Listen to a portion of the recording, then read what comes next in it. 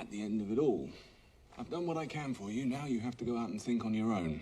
Time to fly or die. Still defending Aristotle, Mr. Zimmett. Up or down, 0 or 1, true or false, fly or die. You're a slave to binary logic, you know that? Logic being? The science of reason. Or more precisely? The power of the mind to form judgments based on strict principles of validity.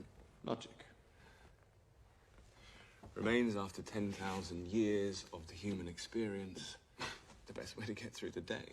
Though it still doesn't do much for you at night. Oh, right. I read a great line in bed last night. I was going to mention this. Philosophy is to real life as masturbation is to sex. At least you're reading. That brings up an interesting point, though, whether philosophy makes any difference to how people actually live. I mean, Mr. Zimmer, would you say that most people who never study philosophy do okay in life? Most people are so mush-brained, they have no hope of solving the intricate problems they come up against as adult human beings. Most people by the age of 40 have turned into blubbering nutters.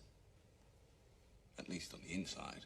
Which is why we spent the last year strengthening your minds with the same tools used by some of the best brains in history.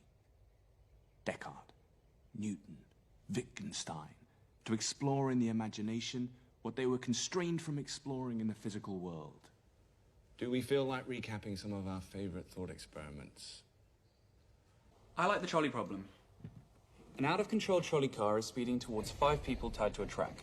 But you can pull a lever and make the trolley swerve onto another track where only one person's going to get run down.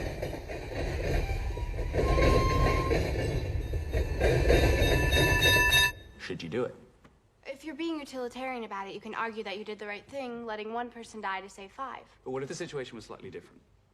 This time, there's no lever to make the trolley swerve, but there's an obese man standing next to the track, and you calculate that he weighs just enough to derail the trolley.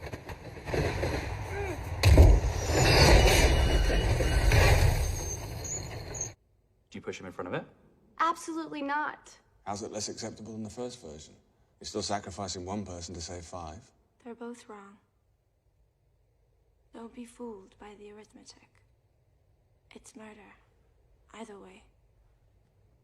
Anyone else? The ignorant bliss paradox? You're hanging off the highest tower in Jakarta. It's a 1,000-foot drop to your death. So you call your 3 best friends for help. They rush out to save you, but they're afraid if they try to pull you up, they might be yanked over themselves. So they step back.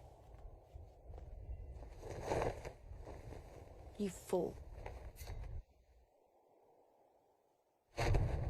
And live. But do you wish you'd never tested your friends in the first place? Since now you know you can't count on them when it's a matter of life or death. Would it be better if you'd stayed ignorant of what they're truly good for and gone on being friends forever? I'd want to know the truth. Cut your losses and walk on. You'll find other friends. You'll fall off other towers.